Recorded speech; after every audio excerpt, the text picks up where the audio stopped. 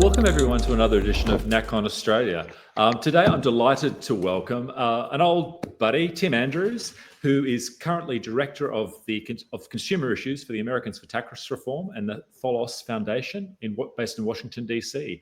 He's well known to a lot of freedom-loving people in Australia because he was previously the Executive Director of the Australian Taxpayers Alliance, the HR Nicholls Foundation, the HR Nicholls Society, the Australian Libertarian Society, and he ran a series of very successful Friedman Conferences in Australia.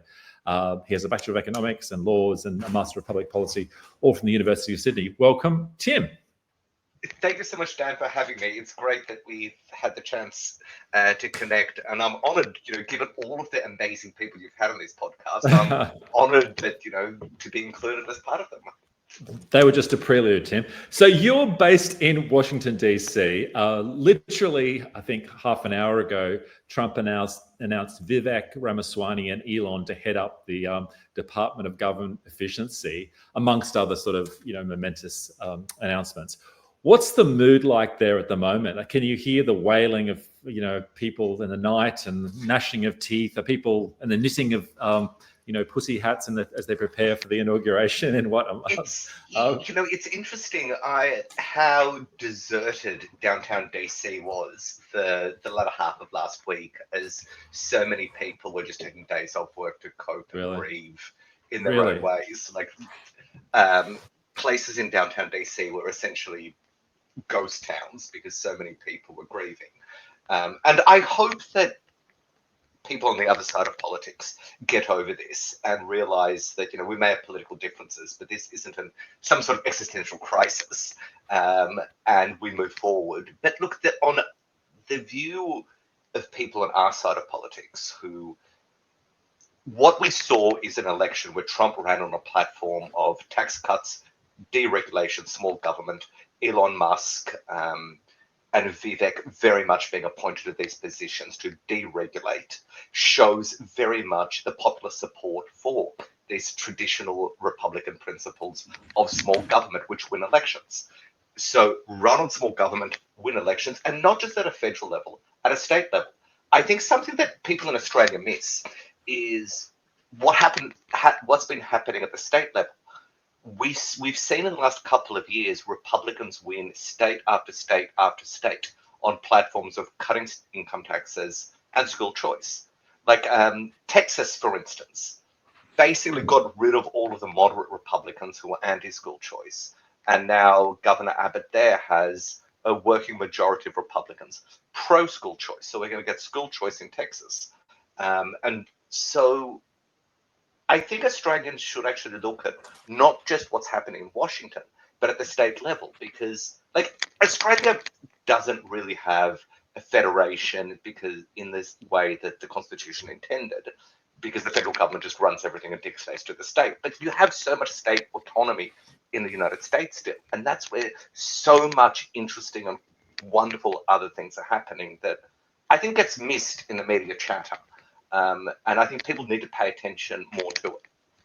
Yeah, right. I mean, it's a dynamic place. I'm coming to you from Perth at the moment. And look, federalism exists in Australia, but it's nothing like in the US and the diversity that you have amongst the states still, despite, centralization over the last 150 so years.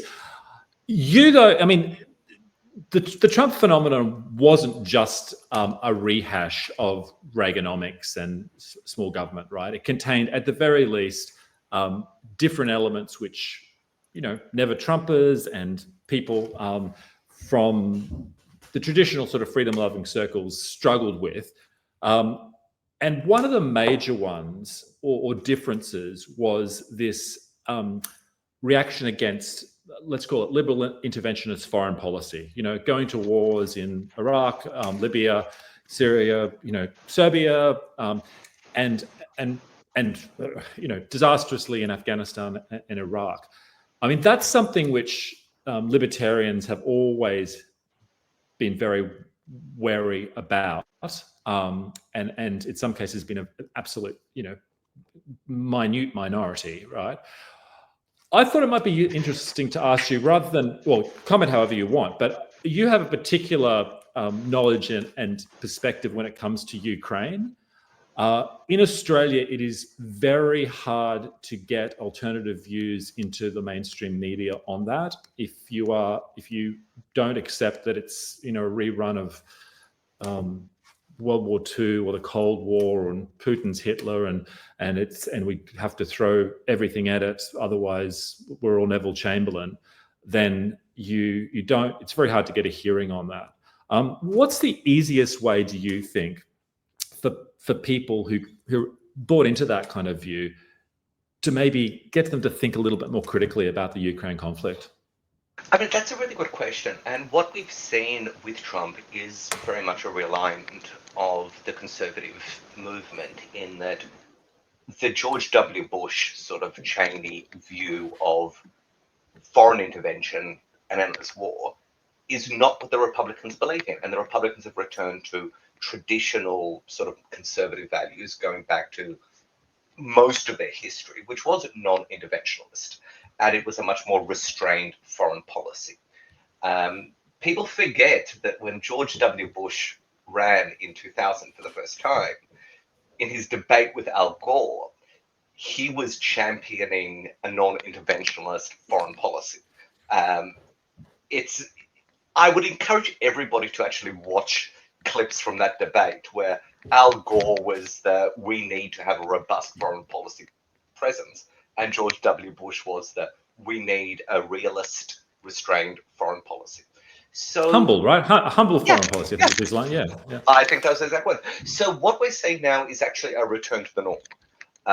And Trump was very, very clear that he doesn't want endless wars.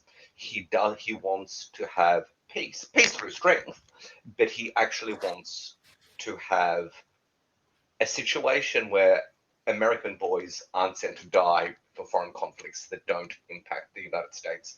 Nation building has clearly failed.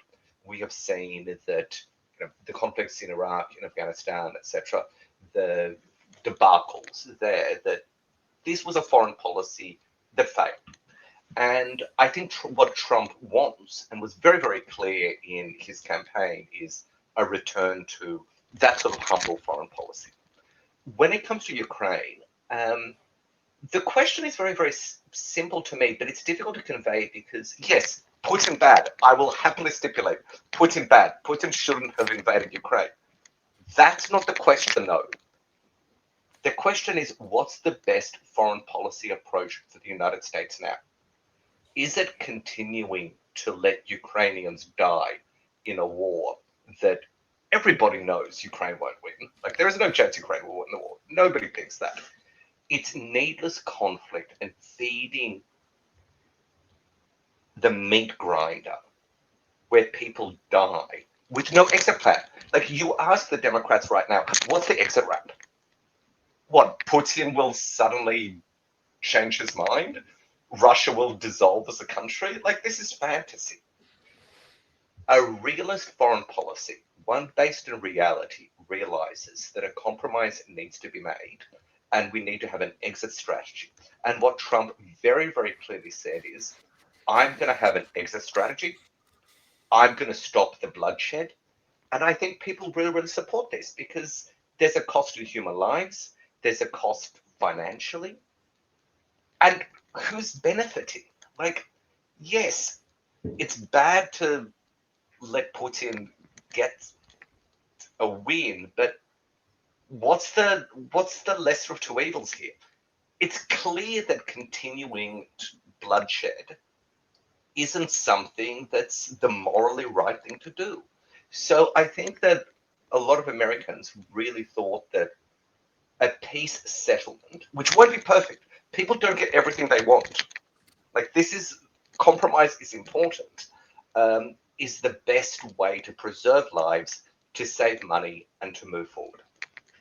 And what about, because Zelensky and the current Ukrainian regime, because they have been presented as a cross between Winston Churchill and Mother Teresa, and there's really been zero criticism, good faith criticism or a good faith examination about precisely what is going on there.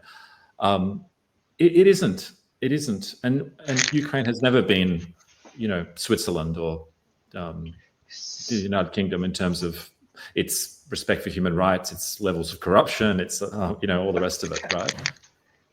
And I mean, it's extraordinary to look at the media, particularly in Australia, when you look at reports by the United Nations, international human rights bodies, the Vienna Commission, all of the Church of England, all of whom are ringing alarm bells about human rights abuses by the Ukrainian government.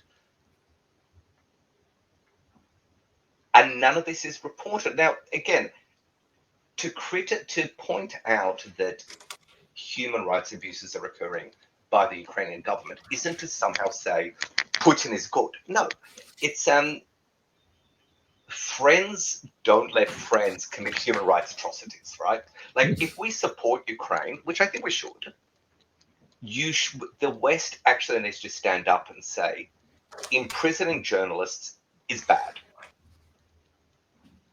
Imprisoning priests and clergy because you want to create a state-run church as opposed to an independent church is bad, is a violation of religious freedom and fundamental human rights. Seizing church properties and making them part of the state, again, violation of fundamental human rights. Like, this isn't a political thing that to say, if the Ukrainian government is doing this, this somehow means you support Putin. It doesn't. What it means is that we need to be realistic with our allies. And if our allies are committing human rights abuses, we need to tell them, as the West, like it's our moral duty to say, this isn't acceptable. And I think we've seen this from Trump, we've seen this from Vance, and we're going to hopefully start seeing an end to this let's never question Saint Zelensky, who, by the way, I think Zelensky is a good person who means well. None of this is intended as a criticism of Zelensky. But if his government is committing human rights abuses, I think it's our moral duty to say, yeah, okay, the other people are definitely worse than you, but that doesn't give you license to act in the same way. Right. Do you think, I mean, this is a more sort of different question, but is there a lot of Ukrainian and Russian money flowing through Washington, D.C.? I mean, there was the revelations about Hunter Biden and his role with Burisma. And in a way, it's natural that foreign governments would want to influence decisions at the seat of power. And and this is not to say everyone who supports one side or the other is necessarily kind of, being paid to do so.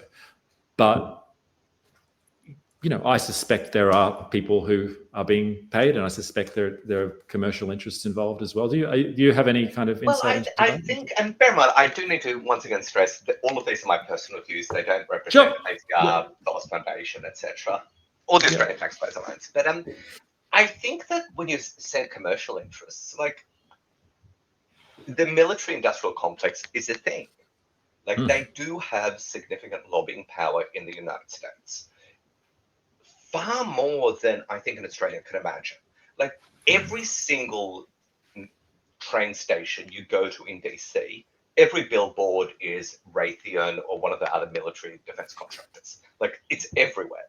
I'm using that as an example because it's just so obvious, but you look at the pressure from the military complex. And again, I don't think it's deliberate. I don't think there's like some nefarious conspiracy of let's all plot together and create more wars because it's more money. But decisions are made at the margin, as you would know. And when you have people who are deeply invested financially in the military complex, I do think subconsciously this leaks through and does put pressure on politicians. And the military complex here is huge. It's everywhere. It's like one of the biggest lobbying industries. It's the biggest lobbying industry in the US. And that's, I think, why we are seeing, and again, not a conspiracy tinfoil hat here. I don't think it's deliberate, but I definitely think that there are incentives at play that do try and nudge people subconsciously into a more aggressive foreign policy, even though that's not in the best interest of the American people and it's not in the best interest of the world. I don't know whether the last time you've been to Canberra is, but there's certainly Rayathon ads there, and along with Pfizer ads and a whole lot of other different things, but probably not to the same extent as in Washington DC. One of the other elements outside of foreign policy where Trump has sort of split with the traditional, Ronald Reagan position is in relation to immigration. I think I've mentioned on a previous podcast, you can go back and you can watch Ronald Reagan talk about, how illegal immigrants in Texas should be given public welfare and housed and all the rest of it. And George H.W. Bush is they're competing for who could be the most, open-bordered Republican at the time. Immigration is a big issue globally, big issue in Australia. And I think you mentioned a guy called Carl Scully, who wrote a book on the Cronulla Riots. And we were talking offline, and you were saying that you were there at the time and you have a particular perspective on those things that you wouldn't mind sharing. What is that, Tim? How did it go down for you? Yeah. So going to the first part of the question, yes, there is an immigration problem in the United States with illegal immigration. There is a problem with the fact that, especially under Biden, the border is not secured. Now, the scale of it probably isn't as bad as it's been reported, like 20 million people isn't true, but it's like 7 million. That's still pretty bad. The fact that governments like New York are giving hotel rooms and credit cards with prepaid money on it to illegal migrants, this is a problem because this is a nation that can't control its borders is not a nation. This is a genuine problem. It's a genuine problem which has led to crime because there is no vetting at the border. What's the solution to this? Well, there are two parts of the system. First of all, border security is something that I think is a traditional conservative value, right? Like vetting people, making sure if they enter, they're vetted. That's a value that I think conservatives always should have. And that's just not happening at the moment. But even more important, and I actually think Australia has done a pretty good job at this. And I think Australia has a model that Americans should on illegal immigration. I had Michael Corian on, who's, as you know, a Washington, D.C. Think tanker involved in immigration issues. And yeah, it kind of blows your mind as an Australian to listen to the extent of legal immigration in the US and how there aren't offshore detention centers, and our kind of hard line is simply not, well, at least until recently, wasn't within the bounds of probability. And you had that situation, not too long ago where Jeb Bush was talking about illegal immigration being an act of love. That's not really something that, would come out of the mouth of John Howard, right? If you come to a country illegally, you should be detained pending a decision. I think Australia got it right. Howard got it right. It was a bipartisan consensus really in Australia. Like, I think mandatory detention was started by the Labor government. So I will completely support a system of detention for illicit migrants pending decision and deportation or asylum. I think that securing the borders is very important. Having said that, the United States also has a broken legal migration system where it is so bureaucratic, so lengthy, that if you want to fix the illegal immigration system, you need to fix the legal one. And I think that the US actually has their priorities wrong. I think it focuses way too much on family migration and less on skills migration. I think that the United States system doesn't have anywhere near enough. Like, they've got 700 migration judges in the country, which is why cases drag on for like 5-7 years and they can't deport anyone. It's under-resourced. And I actually think Australia, under the Howard era, actually got the balance fairly right. You have a skilled migration system. You incentivize people who have skills we need. You don't provide a huge welfare program for people. Like, the fact that you can come in as an illegal migrant and get welfare blows my mind. So I actually think the US has a lot to learn from what Australia did. But I would say that I think a lot of people on our side of politics focus on the illegal side without realizing that we do actually need to fix the legal side and end the bureaucracy there as well. But what about mass immigration, Tim? I mean, legal mass immigration, which even in the Howard era, we had 300,000 people a year, which was massive. And now we're up to, the last 2 years, well over 1 million in 2 years in Australia, which is dramatic. And that, that has consequences. It had consequences way back in the Cronulla Riots, because when you have that large number of people, people aren't economic units alone. No matter how skilled they are, they bring culture with them. It takes a while for people to kind of be acculturated, assimilated into the Australian, and some people really, really struggle with that. Those Cronulla Riots were an example of how, that's 20 years ago, how it can go wrong. Unfortunately, we haven't seen the same sort of, we seem to have learned a lot of lessons. We have been pretty tough. We haven't had the same sort of things that have gone on in Europe and other places since. But at the time, I mean, what was your take on the Cronulla Riots? Was it assimilation gone wrong, or what? Well, it wasn't assimilation going wrong. It was a lack of assimilation because there was a deliberate decision by governments not to assimilate and integrate people. This was a deliberate decision by governments that assimilation is not a policy that we want to pursue. So like my family immigrated to Australia from Eastern Europe. They were, from a policy perspective, immediately told, you need to assimilate into Australia and accept Australian values, which they did. And what we saw as a shift in policy was,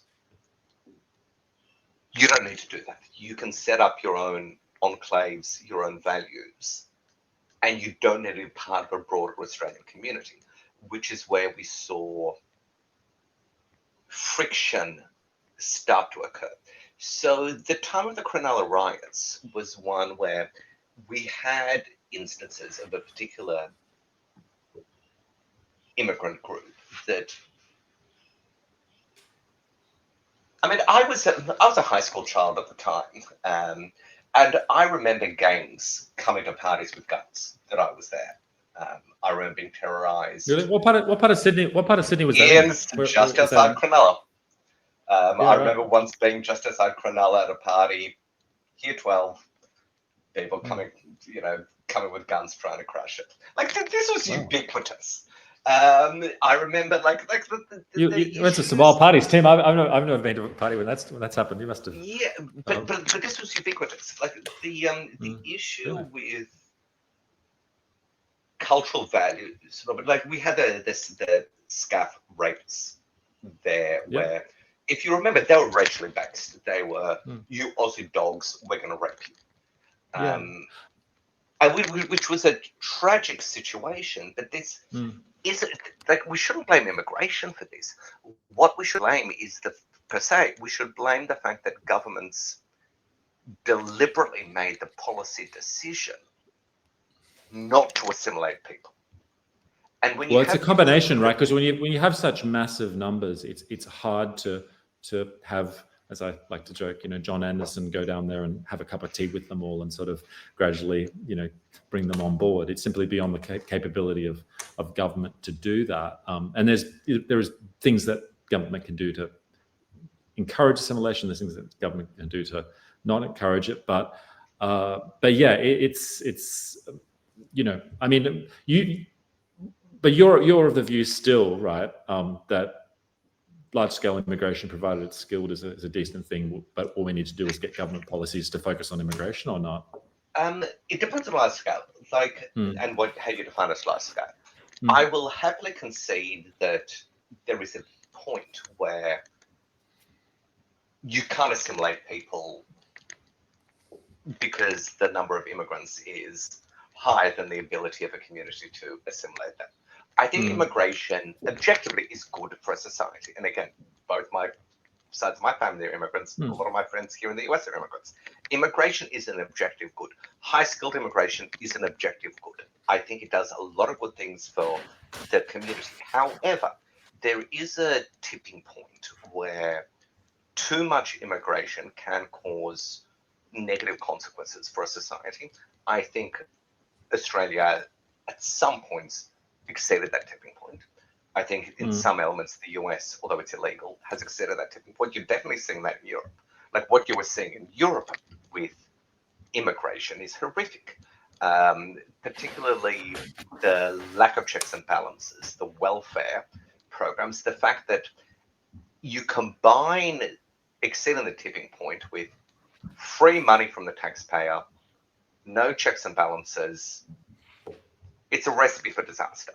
So it's a sort of a combination of all of these different things that have caused problems in Europe. Like I was talking to some people in Sweden as to why they've gone from one of the most liberal immigration nations in Europe to now literally paying people to be deported voluntarily. Because of all of the social problems that caused. Because there were no checks and balances, there was no assimilation, it was just free money and people abused the system. So everything should actually be done in moderation, and immigration is one of those things.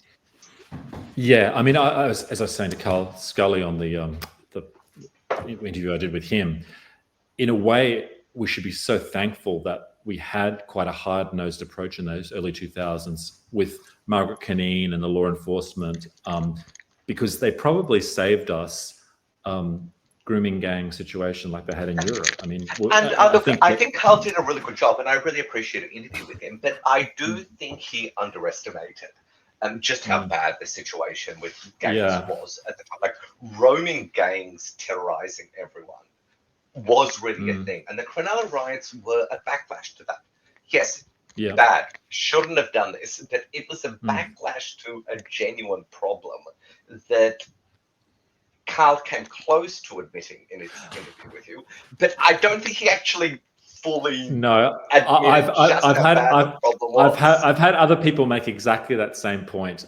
They respect the guy. They handled it well, but he didn't quite. He sort of actually, despite criticizing academic talk, he kind of got a little bit into the sort of othering and of people, and it's not race identity.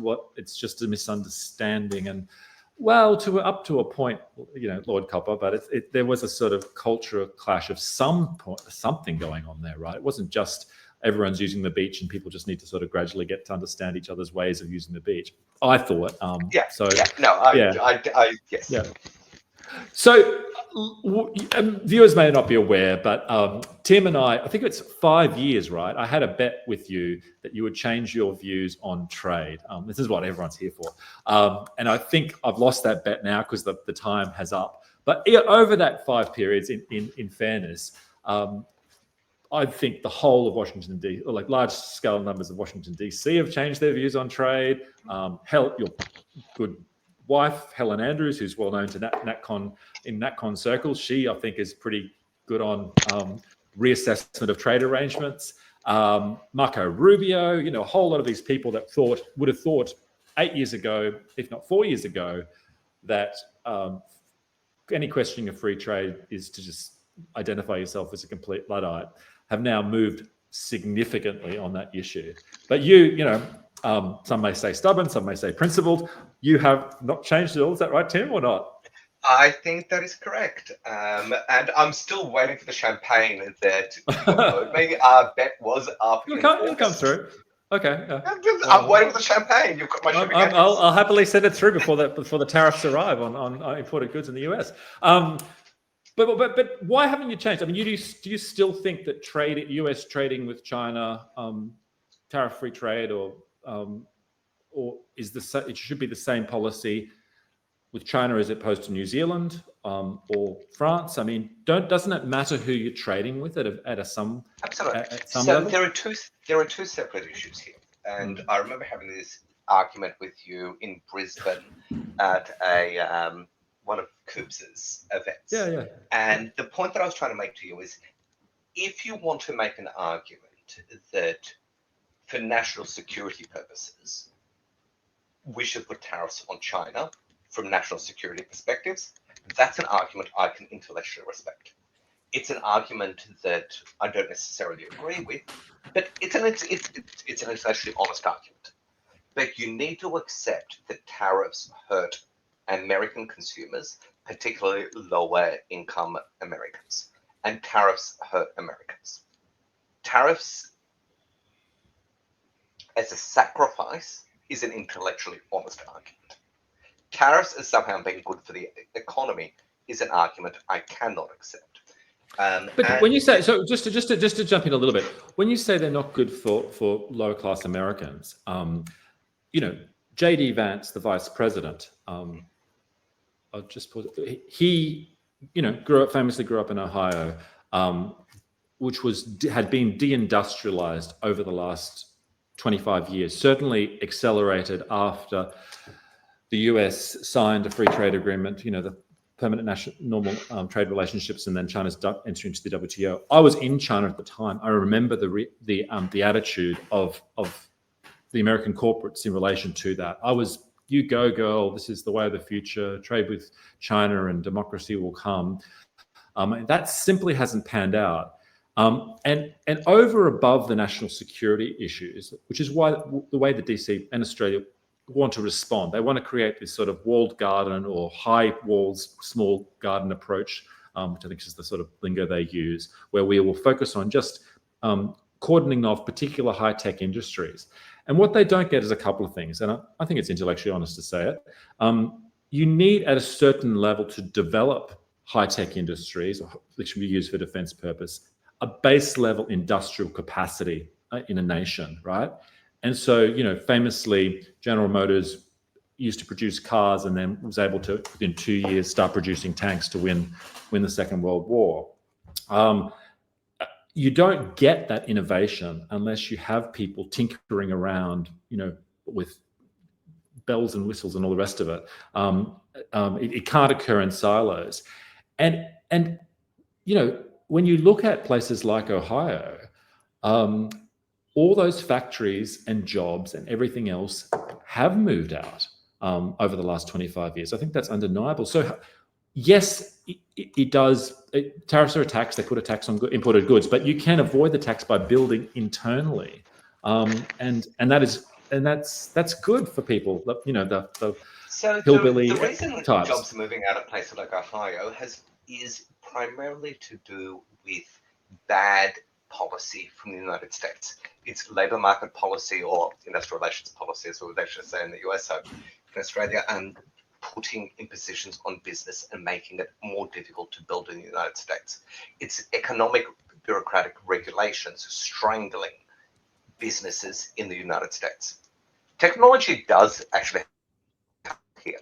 So yes, technology means automation, which means fewer manufacturing jobs, which people have to deal with.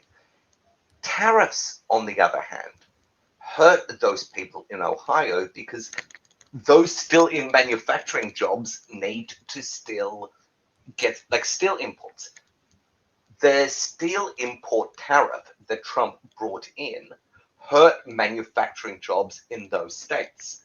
So if you want to look at this objectively, if you want to look at like the people that Vance cares about, and I genuinely think he doesn't care about these people, it's well-meaning to say, well, let's just make American consumers pay more for imports.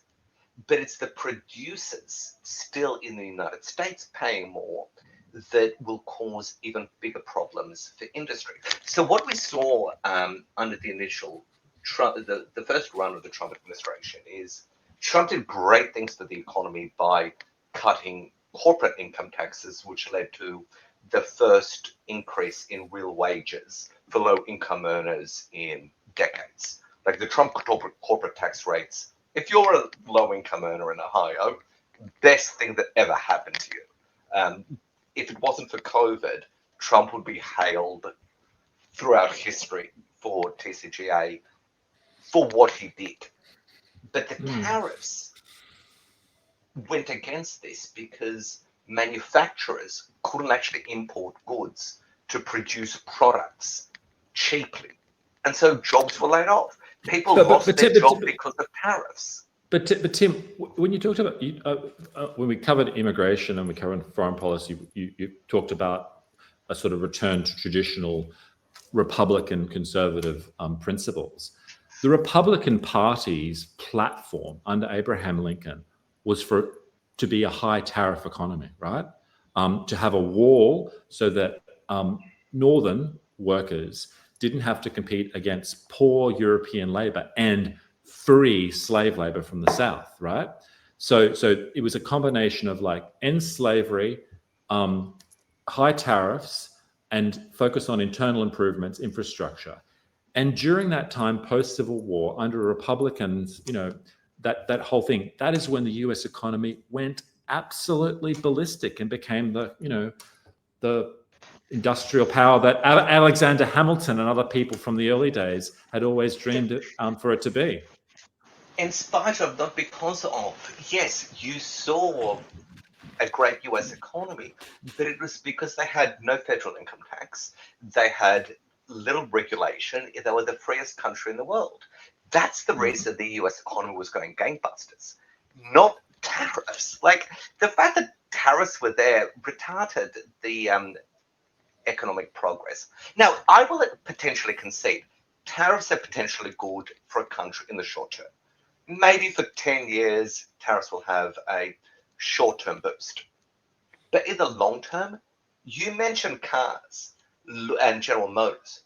Look at the effect tariffs had on the automotive industry in Australia, making it so uncompetitive that Holden cars were basically the most expensive cars in the world to produce because they were so inefficient, because they were just getting so much taxpayer money through support rather through tariffs that they wouldn't innovate. You look at why the Australian economy boomed in the 90s, that why the Howard era Australian government was the most economically powerful in the world. Like, we had the highest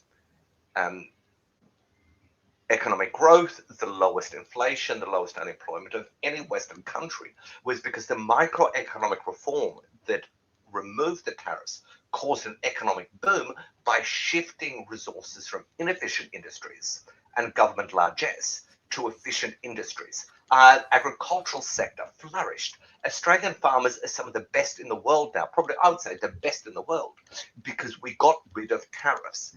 The economic effects of tariffs hurt the people who get them. There's costs and benefits. I don't think that Alexander Hamilton and George Washington and Abraham Lincoln and William McKinley and Teddy Roosevelt, they had all read their Adam Smith, as had Robert Gordon Menzies. He's a Presbyterian Scot. You didn't need someone to tell him what the Scottish Enlightenment was.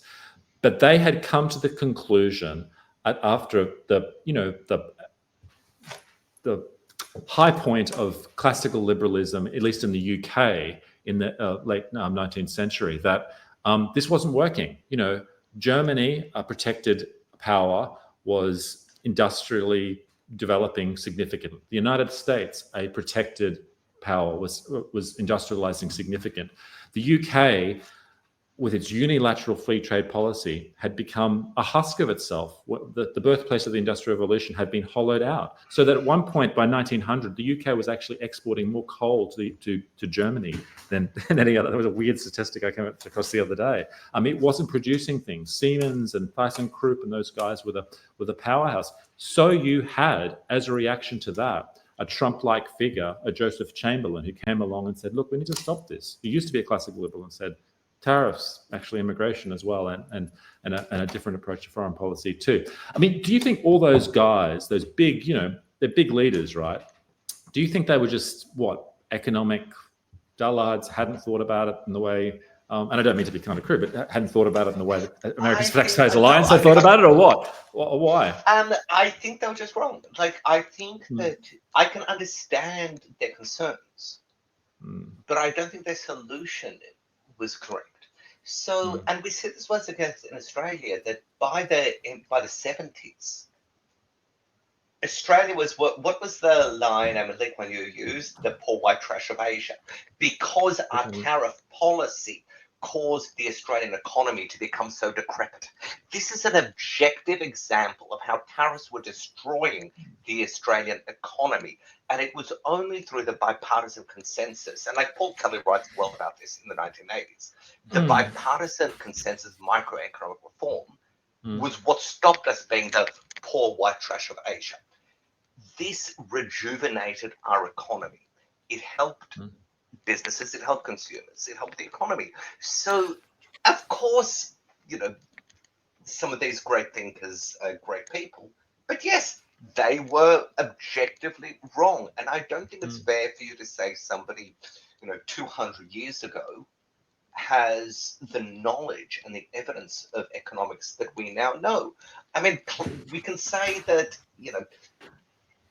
people 3,000 years ago were great thinkers. Like Plato and Aristotle were great philosophers, very, very intelligent people. They were still wrong about things. I always find it funny though when people say, "Oh, look, you can't cite politicians 200 years ago," and then they go on to cite Adam Smith and David Ricardo, who were around 200 years ago. So they're like, "Well, hang on, how come you get to cite people?" And these guys weren't around, like the politicians. Menzies wasn't around, that long ago, compared to Plato and Aristotle, certainly. I mean, do you think that, Jim, at the moment in Australia, we have less of the workforce engaged in manufacturing. Actually, manufacturing as a percentage of the economy is lower than it was before federation in Australia. Is that really acceptable for a nation to have so limited industrial capacity? I mean, at a certain point, doesn't it lose an element of its own sovereignty if it completely relies on everything that I absolutely think we need to change industrial relations policy in Australia to incentivize manufacturing in Australia. Australia's industrial relations policy, like whatever the modern version of the award system is one of the most ridiculous centralized command and control systems in any Western country, even worse than Europe. And that's strangling manufacturing. That's the problem. It's not tariffs. But in Ohio, they have a, much more flexible, and granted, it's got probably worse over the last sort of 10, 20 years, but it's still a much more flexible labor regime than the HR Nicholls Society could dream of in Australia, right? It has nuclear power. It has a much more lighter regulatory touch, also than we could dream of in Australia. And still, they have been deindustrialized. In areas which boomed under Lincoln, boomed under McKinley, boomed under, Teddy Roosevelt and Calvin Coolidge, right? That, have been. So one of the things that puzzles me is this desire for white-collar intellectuals to want people to do physical manual labor. It's like, I don't understand why, with all due respect, people seem to say, yes, let's go and work in a factory and do hard manual labor. These aren't pleasant jobs. The fact that people are moving from demanding physical labor that is painful, that hurt. My grandparent, I remember my grandfather who used to work in the rail yards in Chullora in Sydney. Traditional blue collar, but it was a physically demanding job. The fact that people are moving to more high-tech jobs, I don't think this is something that should be shunned. I think that people have this noblesse oblige style view of, oh, terrible that the peasants no longer hard jobs. And no, it's actually really. But Tim, isn't there also the other phenomenon where people in metropolitan cities say, "Oh, we've lost your factory job. Just learn to code. Get with the program." And at a certain level, look, there's a lot of jobs that are hard, right? We should be blessed. We can freaking yak away on a podcast and can be supported through other means, but. Working on your feet all day in a service economy is hard, and factories these days are a lot different to the sort of the sweatshops of these modern ones are from the sweatshops of yore. But at some level, even if it did require a lot of, doesn't an economy need to have a certain base level of manufacturing, and hasn't, unlike Australia does today? I mean, don't the policy settings that we've adopted make it, for example, we have 100%, more effectively 100% duty-free importation of manufactured goods from China. As long as that continues, we will never have a manufacturing industry in Australia, right? So is that we still sensible? do. Manufacturing in Australia actually isn't that low. Like the statistics people were saying aren't actually accurate. Manufacturing may have changed, but manufacturing has actually, as a percentage of GDP, hasn't declined that much those last 10 years. So that. Okay, we can argue about the stats, but I think it's a lot. It's about the level it was at Federation in terms of like what contributes to the economy. Look around you; it's real estate and property in Perth, right? It's not. There are no, factories. There are no. The glass I venture to show is China manufactured. This would be overseas. It's not produced in Melbourne. Glasses, headphones, computers, they're not produced here. And at some point, just for national security reasons alone, if the lights go on and you need this stuff because you need to have a pen and paper or a toothbrush or boots, you can't just wish it into being. So there's these unrealized liabilities that have built up because we've thought to ourselves, it's just too easy. We'll just import it from God knows where it turns up, and then we've suddenly realized we can't do any of these things ourselves. We don't have the capacity to do it, and if we ever needed to, it would be a real problem because we can't just assume. I completely understand a lot of and empathize with the problem that you were discussing. I think you're right in that it would be better to have more domestic manufacturing capabilities. I just don't think tariffs are the solution because what we saw through history, and I think Australia is, once again, as I was saying earlier, a great example of this, is that tariffs are a short-term band-aid that end up exacerbating the problem in the long term. Tariffs were bad for the Australian industry. Tariffs were horrific for Australian agriculture. Tariffs destroyed the Australian automotive industry because all it was about government protection. It was who could get the best deal, the best protection. It discouraged innovation. It discouraged investment.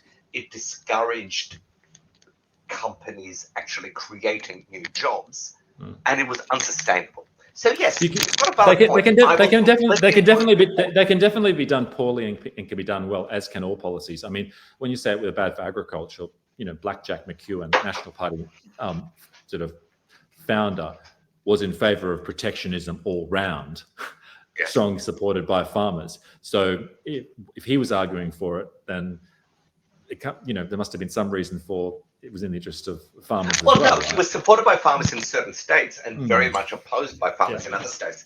A lot of the actual efficient good farmers hated Blackjack. Like this is actually one of the really, really good examples against tariffs. Like Blackjack was horrific for most efficient farmers. You actually look at the writings of the good farmers in Australia against Blackjack, and they hated him. Yes, and here's an example, because he was a politician who used political support to favour some people against others. Blackjack is probably one of the best examples of why tariffs benefit the bad people, the inefficient, against the good farmers, and why ending tariffs actually creates a much more lucrative and productive industry.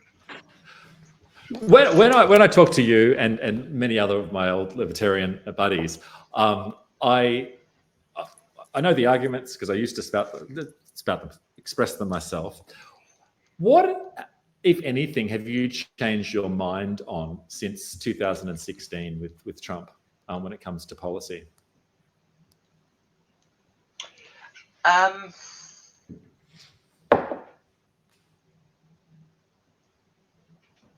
My biggest policy shift was before 2016, which was I was a lot more hawk in terms of foreign policy. And now I look at my former self and I'm horrified.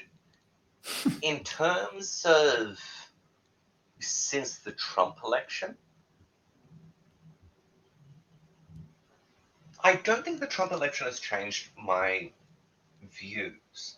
I may want to stress a few things. I think, look, I will actually agree with you somewhat in that I think that the sort of establishment Reagan coalition has failed in some ways in addressing some of the genuine problems we have in community and society. And I'm much more acutely aware of that. Like, I agree with Vance and yourself and a lot of the NatCons about problems we have in society. My difference is you don't solve problems caused by big government with even bigger government. So I am probably more sympathetic with the critiques. I just don't agree with the NatCon solutions as they are proposed in the United States, if that makes sense. Yeah, no, I got it. I mean, and I actually think there's a really healthy kind of dialogue between some of the more traditional libertarian-y types. Vivek, I would put in that category. You know, he was a libertarian-y college kind of guy. I recognize the type, but he's tempered his views somewhat. But you can get a situation where people forget that, you know, trade is required, and you know, some level of immigration is required, and you don't want to snuff out that freedom kind of impulse. But say, looking at going back to trade and linking it to national security, if we want to look at tariffs as a national security issue, surely the solution would be promote trade with countries that are competitors to China rather than put tariffs on them. Like, if we want to try and rope China in slightly, then surely we should be promoting trade with their competitors. Slapping tariffs on other countries just helps China. And this is one of the things that, from a national security perspective, I find difficult to understand. Like, I can understand putting a tariff on China for national security purposes. I can't understand putting a tariff on China's competitors because that will only benefit China.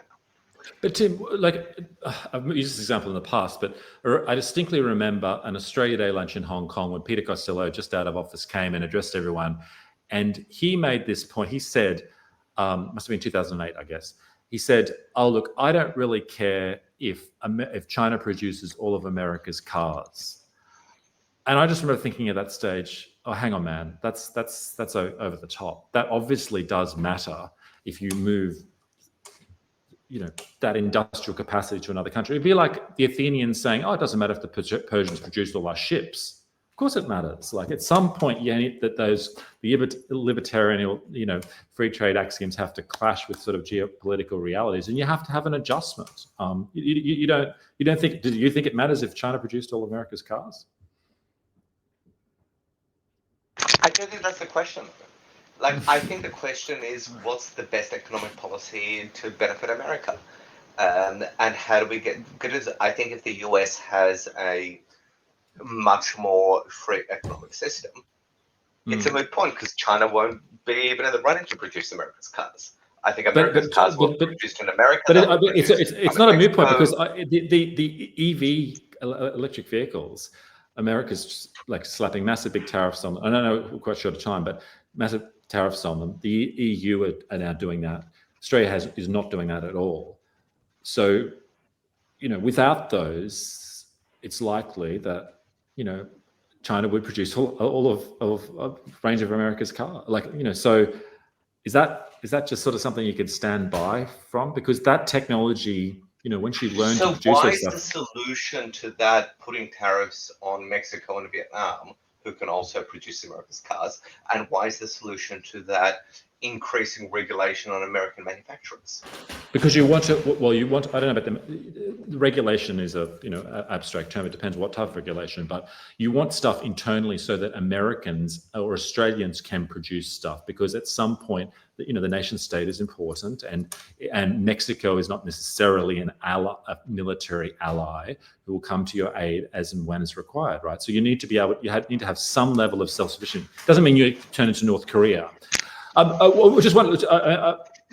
With the intellectual trends come and go. Watching the election recently with people who were around in 2004, I was amazed at sort of the change in worldview in many of them. But nothing lasts forever. This too shall pass.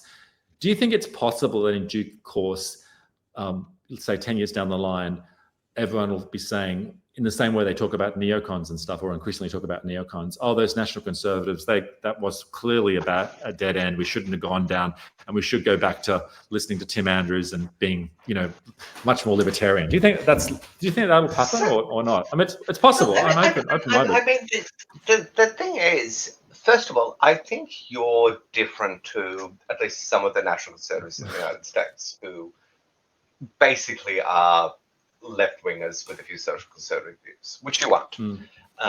Like, if you want to look at certain people in the United States who call themselves national conservatives, who basically want higher taxes, more power for unions, every single left-wing economic policy, and then saying, oh, I'm a national conservative. Like, that's not the position. Who are you thinking of? Is that like Sohrab Ahmari, or who if you know what I name? Let's not name names. Okay, sure. I mean, you've got people who call themselves economists and national conservative economists who have no economic background and get all of their money from radical left-wing foundations to promote left-wing economics. I mean, come on. But you're clearly not in that category. If I look at Trump's victory was one of tax cuts, deregulation, small government. This isn't a departure from traditional conservative Republican principles. Yes, I mean, tariffs, but like, that's one thing out of. And look,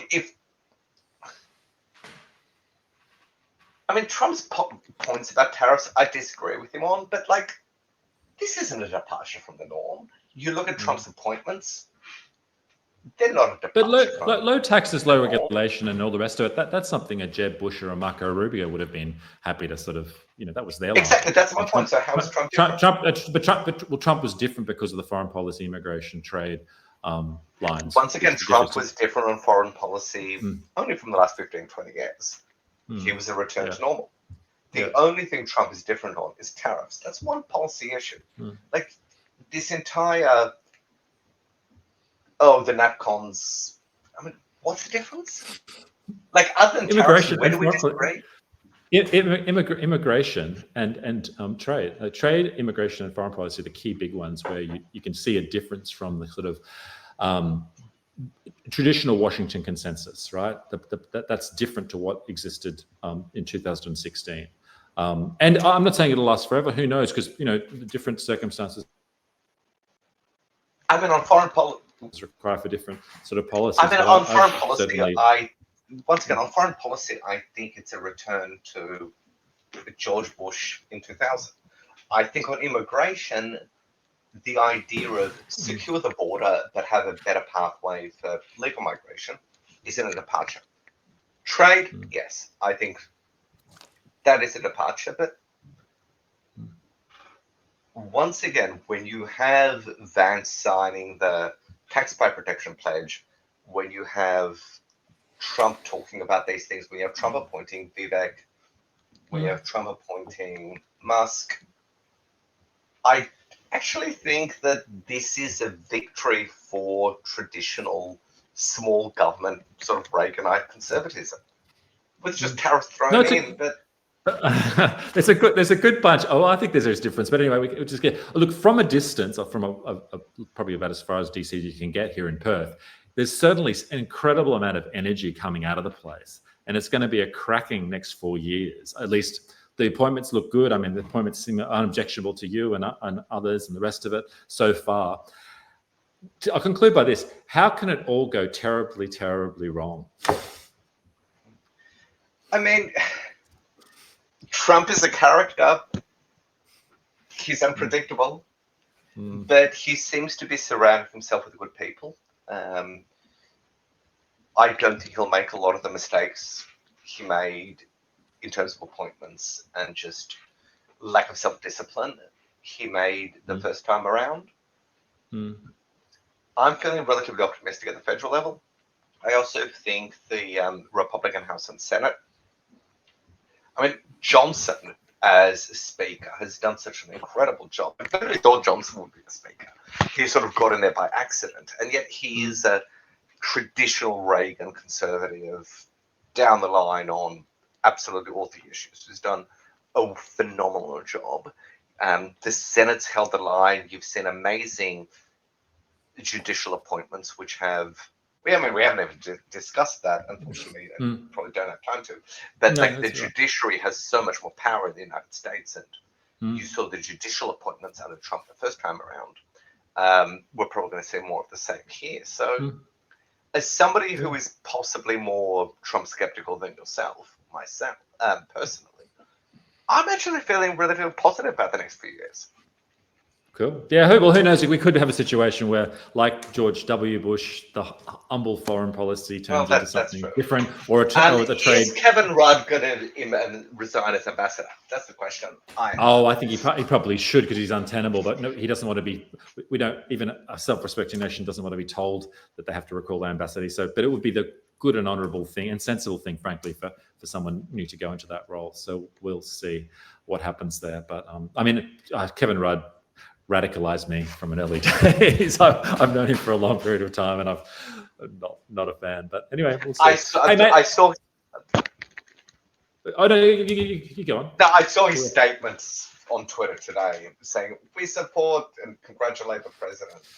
If he stays on, he'll be one of these insufferable interpreters of American politics to an Australian audience, and he'll just be like, bad takes all over the shop. So look, we'll rely on the Andrews family in Washington DC, and no doubt it'll be like lots of debate for covering every angle on the new regime, and I look forward to keeping in touch with you over the next couple of years, Tim. It'll be good, man. And the next time you're in Australia, thank you, and I'm looking forward to my champagne.